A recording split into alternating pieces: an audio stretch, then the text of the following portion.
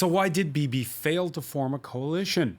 Neither Israel's Prime Minister Benjamin Netanyahu nor his far-right former Defense Minister Avgidor Lieberman blinking in their showdown over whether ultra-Orthodox Jews should do their military service. Is this the Jewish state's new political divide between secularists and the religious? With the left fading from relevancy, we'll ask if this becomes the new hot-button issue when Israelis do it all over again in September. Netanyahu made sure of that when he cut off at the pass any chance of another party having a crack at forming the next government. The stakes in an unprecedented second-snap election on the trot in Israel are personal for the Prime Minister. He's seeking immunity from several corruption probes. Can the Teflon PM dodge this bullet? We talked about the new hot-button issue. The old one, well, that's peace with the Palestinians. And I guess call it a sign of the times, but it's pretty easy this Thursday to overlook the visit of Donald Trump's son-in-law and Mideast peace envoy, Jared Kushner. We'll nonetheless put Kushner's visit in context and ask what is high on Israelis' minds. Today in the France 24 debate, Israel votes again. Joining us from Jerusalem, Rachel Broida, who was with the Likud campaign in April. I suspect you'll be on the trail for September. We'll have to see. All right. Welcome to the show. I want to welcome from Jerusalem Haggai Matar, Executive Director of 972 Magazine. Thank you for being with us. Hello. Film director Gil, also joining us is Gil Mehaley, Editor-in-Chief of Causeur Magazine, columnist for Yediot Aharonot. How are you, sir? Fine, thank you. And John Linden, Europe Director for the Alliance for Middle East Peace, the advocacy group.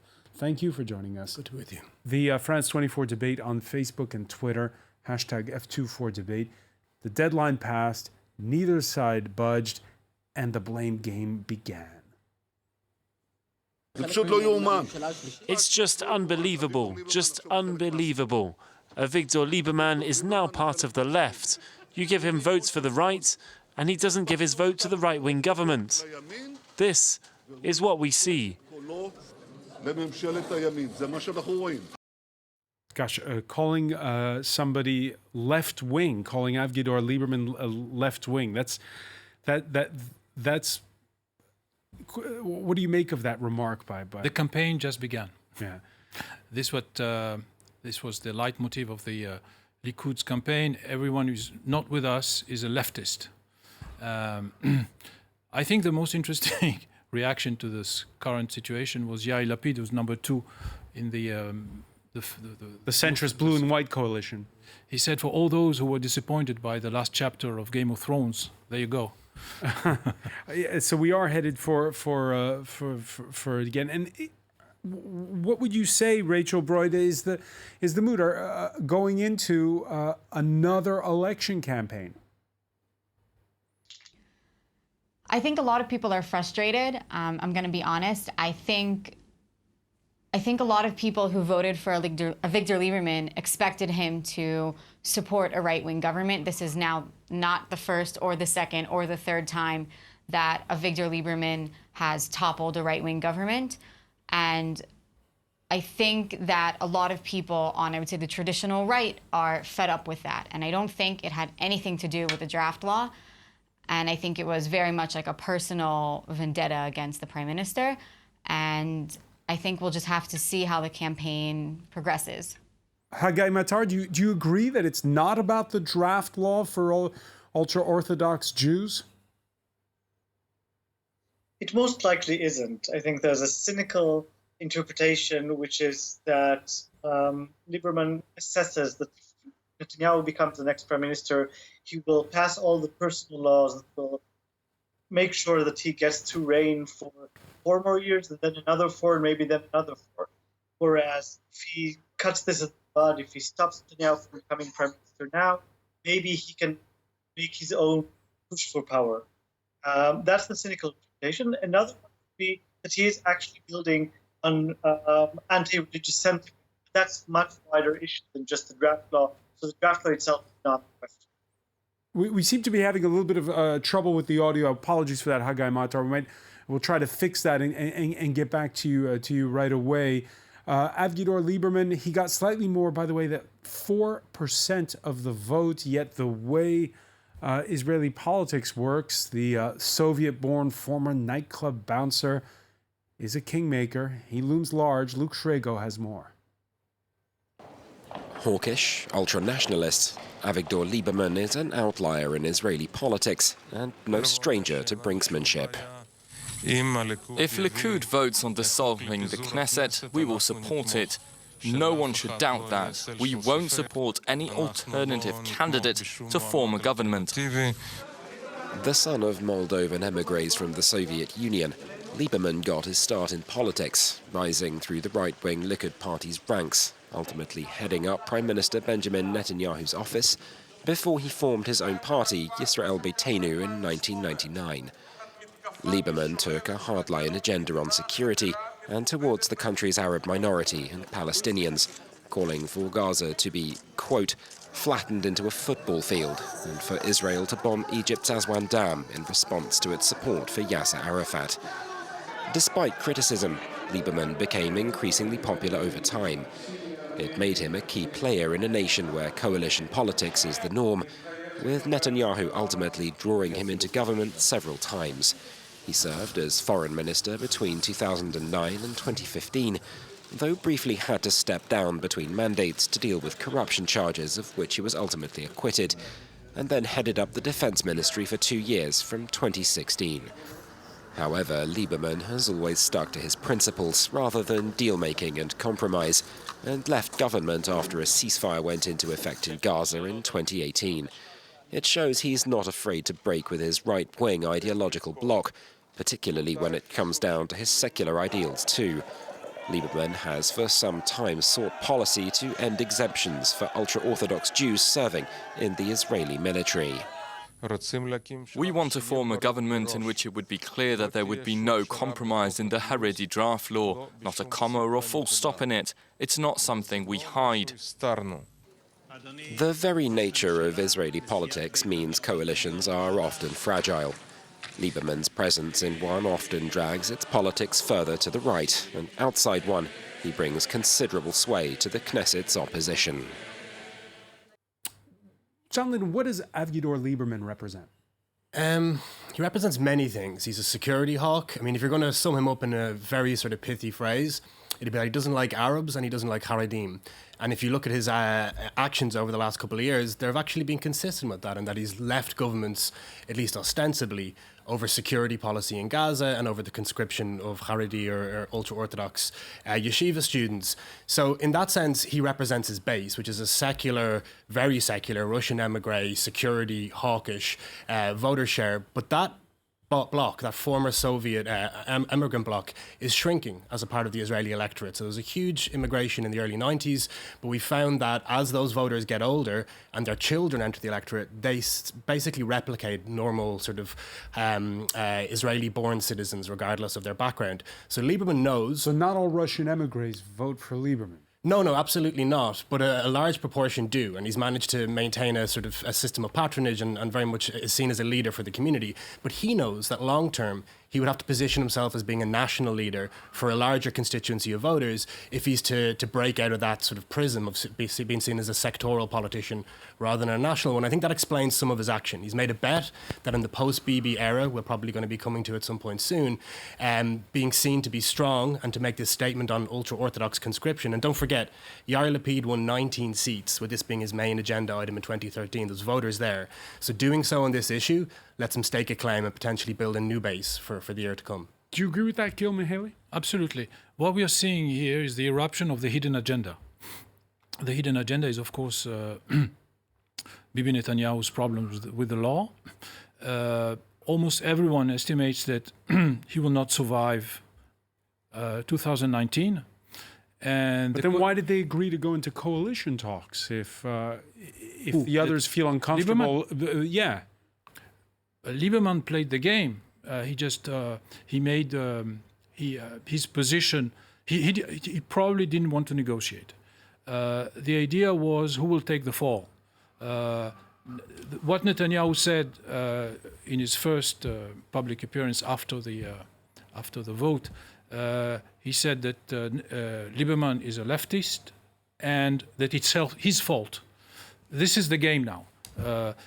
Lieberman will try to convince the non-religious right and an anti-religious center that he is a man of principles and that he can be the next leader of the Israeli right and the next prime minister. And will he succeed, as John was hinting, in his attempt to poach votes from that centrist coalition? I don't know, but I think that the strategy is intelligent. I think it could work. It doesn't mean that it will work, but I think it's one of the only ways he could play. And if you were to rank what is the issue, is it this issue of secularists versus religious, or is it, as we said, Benjamin Netanyahu the issue? It's the post-Netanyahu era. This is the only thing. Why is it the post-Netanyahu era? After all, he was set for a fifth mandate. Why is his time over? Because Netanyahu could have at least 2 or 3 different governments. He was locked in the 65 deputies option because he asked of them to vote a law that will give him immunity, which is paradoxically called in Israel the French law, because in France, an acting president cannot be held accountable before the law, as long as he's in office. He wants the same treatment. And this is why he didn't have an alternative coalition, and this is why he paid dearly for the 60 members of Knesset. The religious got a lot of posts and money and legislation. And Lieberman understood that this is his weakness. This is his weakness. This is why he cannot really threat with a national unity government with the generals. They would have gone with him if he would have... The generals were supporting blue and white, the centrists. Exactly. He could have a government of 80 without the ultra-religious. But they wouldn't have gone along with the amnesty bill. No. Right. So everyone saw that Bibi is bleeding, and this is his weakness, and Lieberman was the first shark to attack and to bite. All right, we can call up the graph that shows what that potential coalition would have looked like after the April vote. And there you see it. If you add them up, those are the votes of the right and the ultra-Orthodox parties that get to those 65 seats that Gil was mentioning. The religious parties together, 12% of the vote. The party 4.14 there. That's Avgidor Lieberman, and that gets you to 49%. Rachel Brody, as you listen to Gil Mihaly speak, do you wish that there'd been a grand coalition reaching out to either or both of the centrists and the Labour Party? So, as we have seen there, all of the parties communicate. It's not that there was no... It's not that nobody tried to form an alternative coalition. I think that when you speak to people that were involved in the negotiations, it became very clear that Avgidor Lieberman had ridiculous expectations. He, up for a party of 5 seats, he requested five cases or ministries. It's something that's unheard of. And I think that, blue and white made their position clear, which is that they would be very happy to sit with Likud had the prime minister not been the head of Likud, only demonstrating that they're just this anti-Bibi party, and it's not about any platform or any policy. It's just this, we hate one person, and we're going to keep going on that. Well, they would argue that it's about the prime minister facing justice. So, look, Israeli law is very clear that the prime minister does not need to resign until all of the appeals have been executed. That law has been in place in Israel since basically the founding of the state. It was designed that way on purpose. And I think that a lot of the people that are claiming this sense of justice and whatever are ignoring the law and ignoring a very big part of justice. People are entitled to have their cases heard in court. This is not a court of public opinion. And the cases are not so clear. And the prime minister is entitled to the presumption of innocence. So looking forward, Haggai Matar, what's this campaign going to be about? Well, obviously Netanyahu is in a fight for his life. Now, as you were saying before, there are sharks all around. Everybody understands his weakness. Everyone understands that there's not much of a chance that he will continue being the prime minister. However, the very first polls coming out this evening in the different television channels here show that the next Knesset will look very much like the one that was just voted in. We're looking at minor changes, a few seats here and there to the different parties, but basically things are going to look very much the same, which makes sense. If we have two sets of elections set apart by about 4 or 5 months, people don't change their minds, and it looks like the next Knesset will look the same. All right, so if they do it all over again, very brief. Just is worth noting. Sure. Go ahead. Is that it's also a question of which of the smaller parties will or will not run again.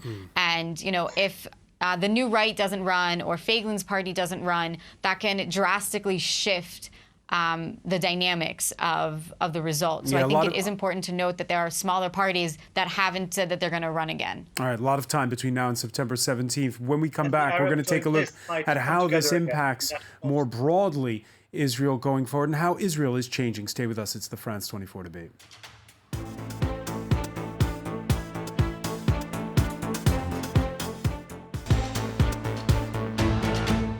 Welcome back, or welcome if you're just joining us. It's the France 24 debate, and we're looking at an unprecedented prospect of an Israeli prime minister unable to form a coalition and the return of voters to the polls. It'll be September the 17th.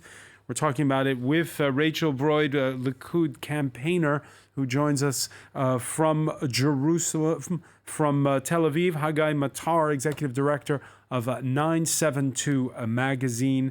We're also joined by Gil Mehaley, editor-in-chief of Causeur magazine, and John Linden, the Europe director of the Alliance for Middle East Peace. We were talking before the break about the divide over whether or not the ultra-Orthodox should serve in the military. They're a growing force. One recent survey by the Israel Democracy Institute puts their birth rate at 6.9 children per woman.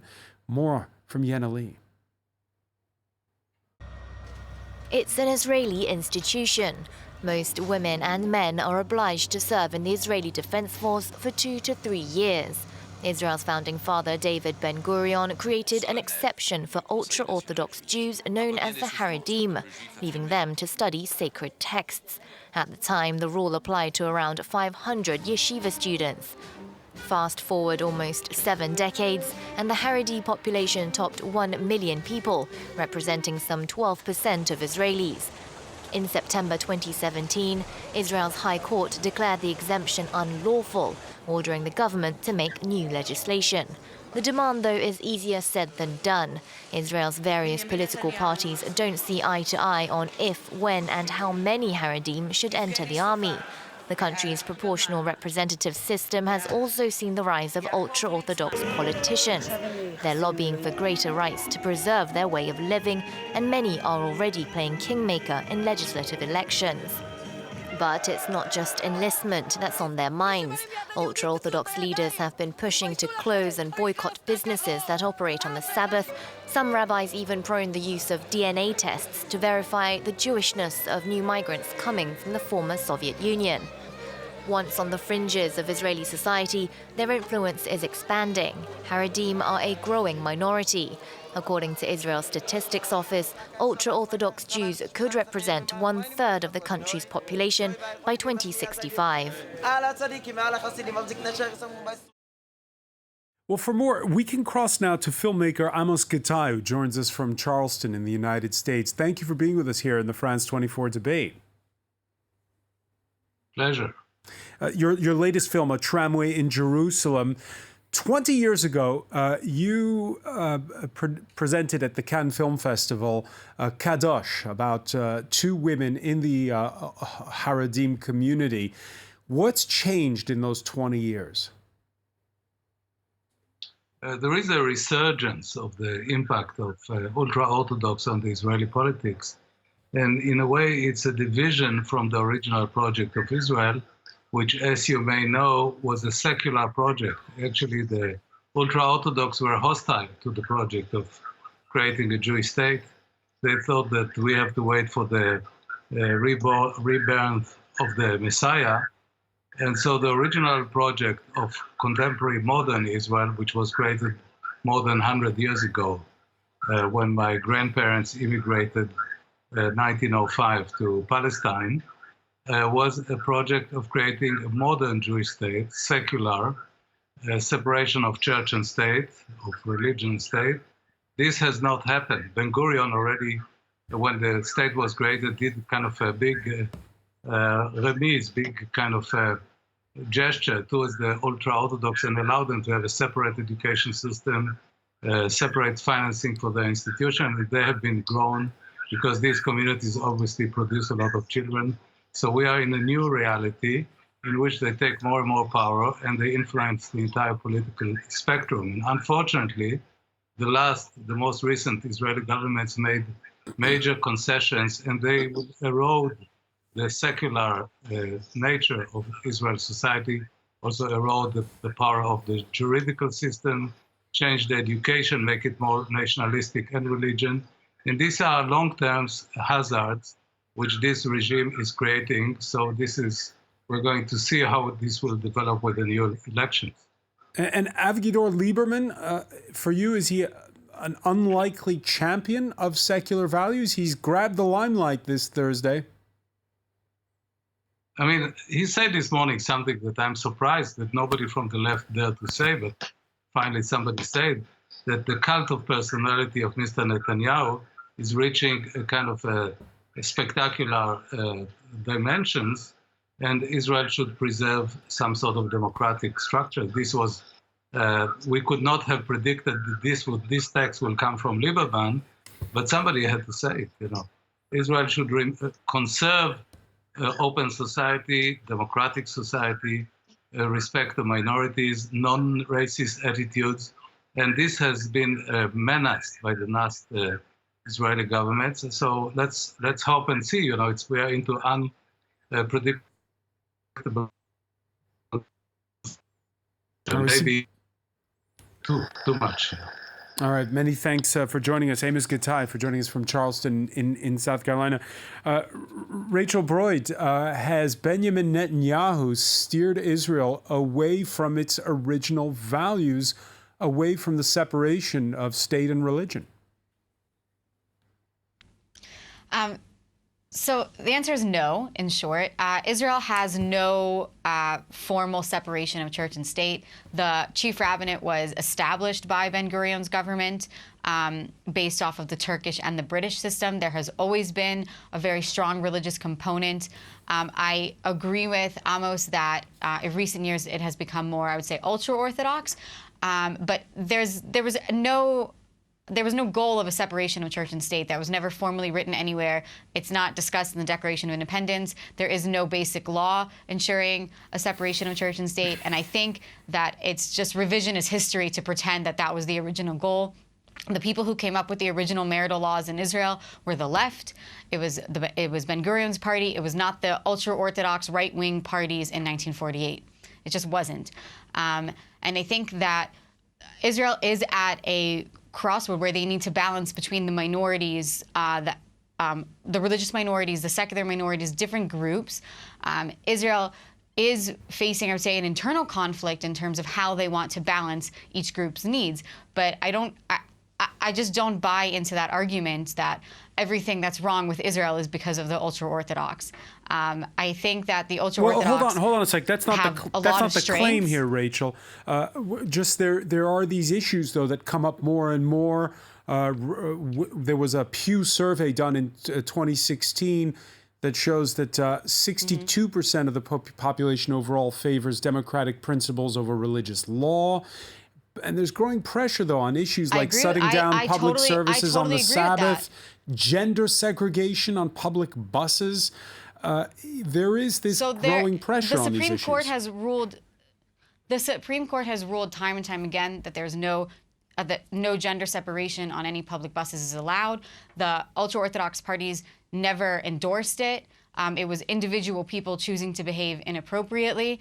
And again, the original structure of religion and state of Israel was established by the left. It was established by Ben-Gurion. Ben-Gurion was the prime minister who gave the ultra-Orthodox the initial exemption from serving in the army, the marital construct. The structure of a chief rabbinate at all was something that was established very early in Israel. And I agree with you that there is a debate in Israel regarding public transportation on the Sabbath, but that is not a new debate. There was never public transportation in the Sabbath. There was a compromise that dates way, way, way back to regarding Haifa. But there was never any formal separation of religion and state. There has been no actual legal change here. There has been policy structures regarding supermarkets that want to be open on the Sabbath, regarding certain private education. The ultra-Orthodox want to take part in a college education, but they want to do it privately, where they can learn in their social construct that they need. And the alternative is not, as I see it, just, okay, well, it's either they'll learn separately or they will go to university. They won't go to university. Israel has an interest in having the ultra-Orthodox take part in the economy. And not everything is about force. Things, I learned a long time ago that evolution is much better than revolution.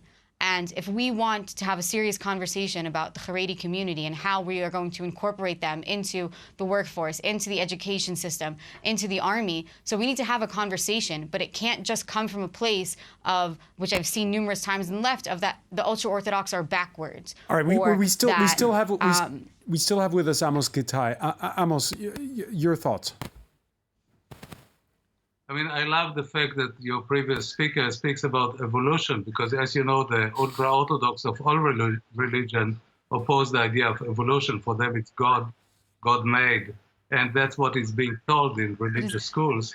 It's an inaccurate understanding, but that's okay. I was listening very long to your lecture, so please be patient. So, and also, I'm happy that she's accusing everything on the left, which is not in power for the last 25 years with small intervals.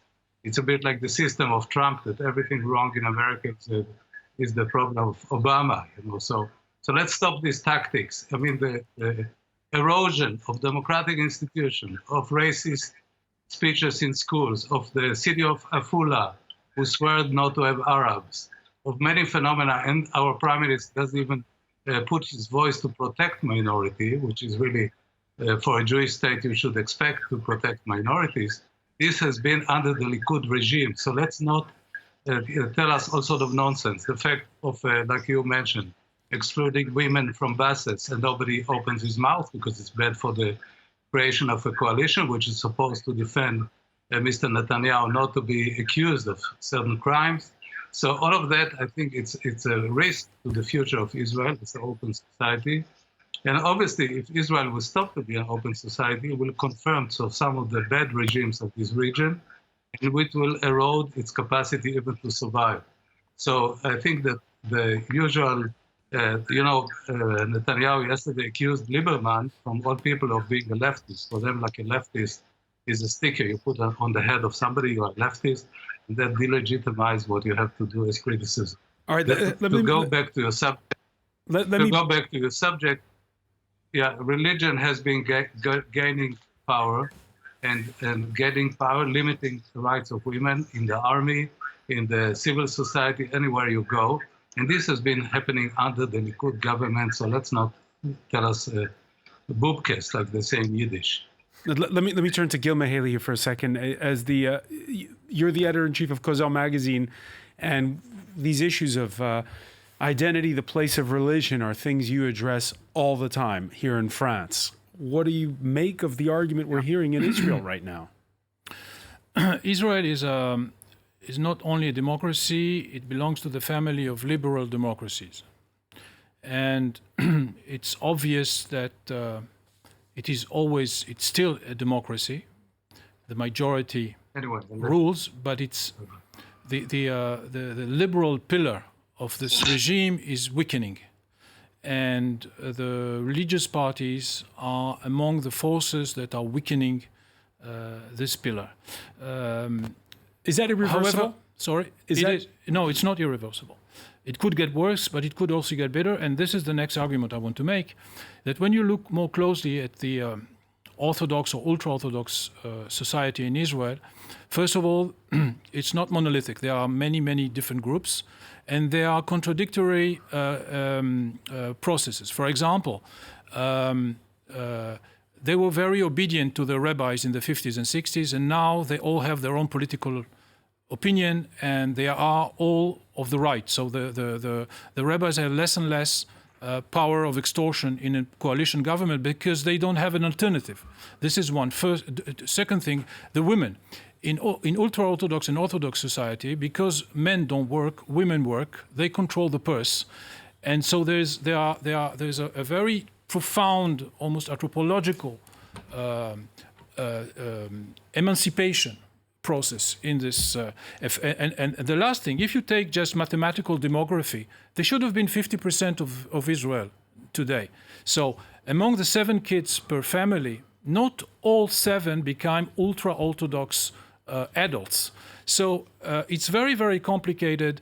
Those of them who do military service, those of them who join the workforce are establishing a different, they are diluting this society, and anything can happen. And just one remark, because it's very important.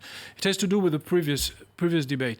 The question whether or not an indicted prime minister can hold office is open.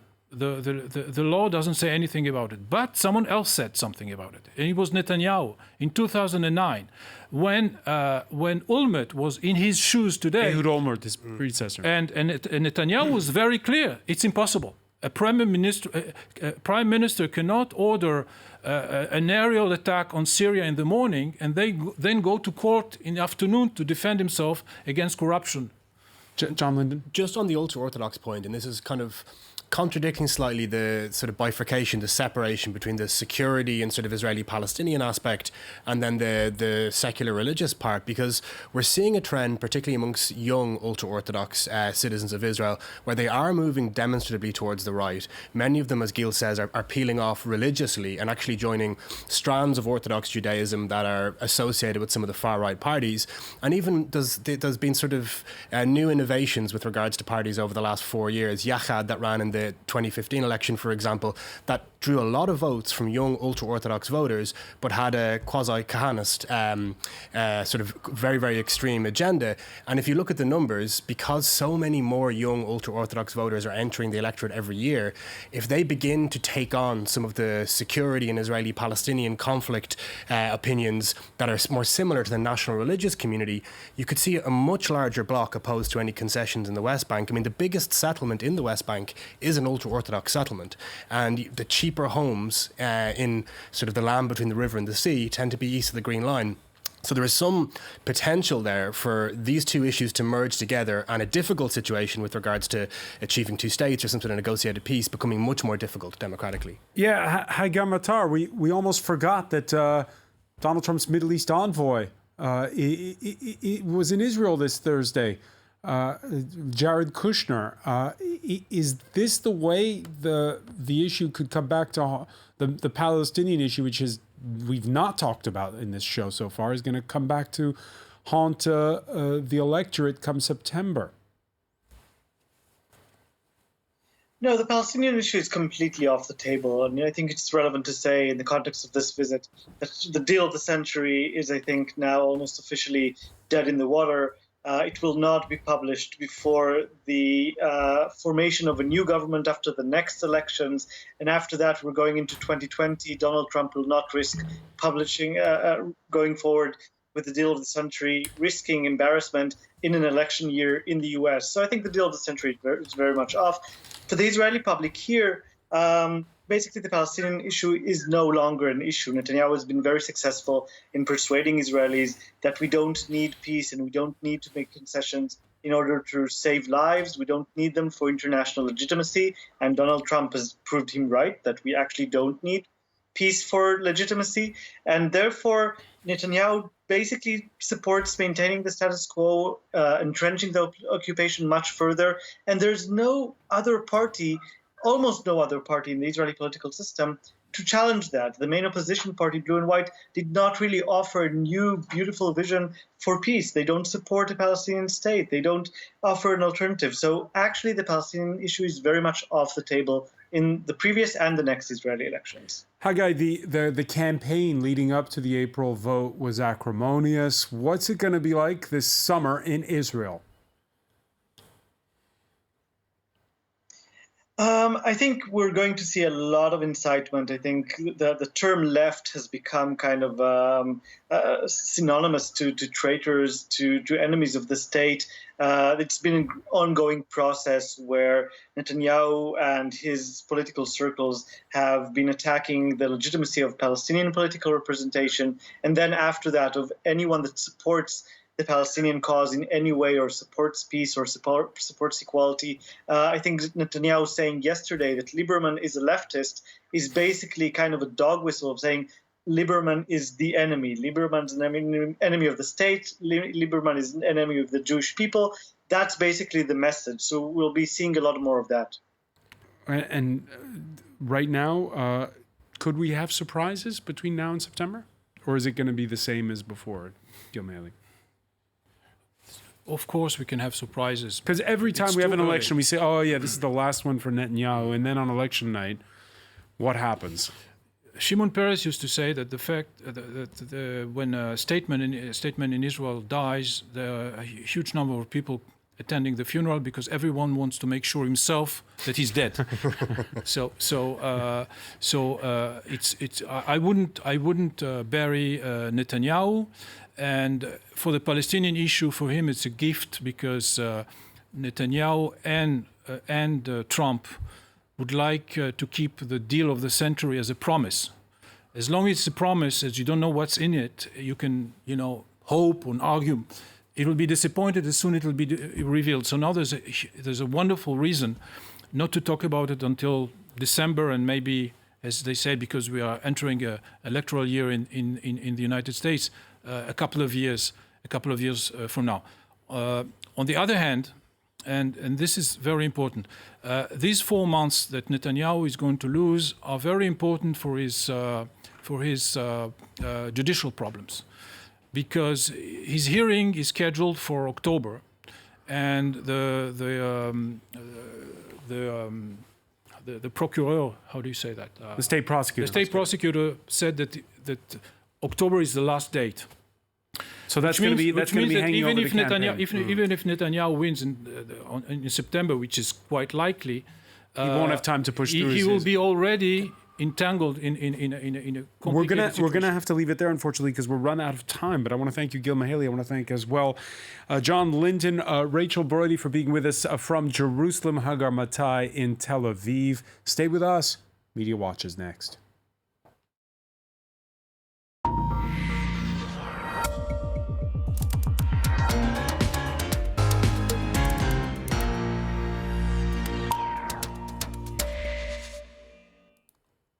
And we say hello to James Creedon. Hi, Francois. I'll start with one video that went quite viral in the last 24 hours, a scene from the Knesset where the co-leader of the largest Israeli Arab party sort of trolled Netanyahu, who of course is in the middle of a massive political crisis right now. So you have Ayman Odeh starting off very seriously about discussions he'd had with Netanyahu, but you kind of quickly realize that it wasn't serious. Maybe we'll come back to the start of the clip and play it again.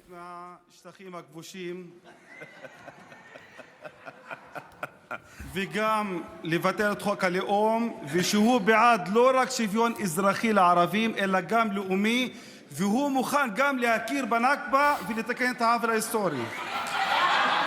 So what is he saying there? All right, well, essentially he's proposing a sort of miracle solution to end the Israeli-Palestinian conflict, where he'd had a discussion with Benjamin Netanyahu to sort of all of the major issues that have kind of been at the heart of this conflict for the last how many decades were suddenly kind of going to be resolved, which is obviously not going to happen. Anyway, so that was one video that went quite viral. He drew laughs from across the aisle. That's right. I think everyone just kind of, it was the delivery, it was the deadpan delivery. I think people were like, obviously, this discussion never happened. In any case, just a couple of analysis pieces. This from Haaretz. Even Netanyahu knows it's over. This is Yossi Werther writing here. And he says, who will sign a coalition agreement with somebody on his political deathbed?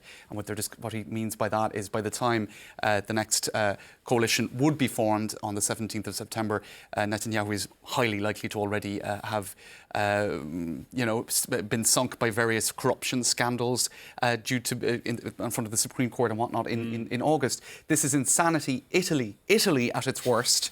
A politician entangled up to his neck in crimes with a harsh indictment hanging over his head, dragging an entire country to the polls, and no one in his party and no one in his planned coalition putting a foot down to say stop. So that's kind of the tone and tenor of some of the analysis in, I suppose, the not very Netanyahu-friendly Haaretz it's generally. A bit of wishful thinking, perhaps. Again, we don't want to write him off too soon. Perhaps. Another piece from Haaretz, Kushner's awful timing. So this is Donald Trump's son-in-law and advisor arriving in the midst of this political crisis. This is an analysis piece also in Haaretz. And following the declaration of a new election, which Netanyahu wrote off as a little event, the first person to bring up the fate of the Kushner's Middle East peace plan was the veteran Palestinian negotiator Saab Erekat, they write in this piece. And he stated that the plan, known as the Middle East deal of the century, was now becoming the Middle East deal of the next century. In other words, booted 100 years down the track, and highly unlikely to see the light of day. So I think that's certainly one of the pieces of analysis coming through as well, that the Trump peace plan is now very unlikely to go forward. This is just one final piece on that in The Guardian. Yehuda Shaul, the writer of this piece, he was an Israeli Defense Forces commander during the Second Intifada. He's a founding member of Breaking the Silence, which is an organisation of Israeli veterans working to bring about an end to the occupation. And essentially here he's saying nothing short of ending legal discrimination will make a difference to Israel and Palestine, and that the peace deal can't. And that was written about a week before the current political crisis. So only compounded by that. James Creedon, many thanks. Thanks, François. I want to thank our panel again. Thank you for joining us here in the France 24 debate.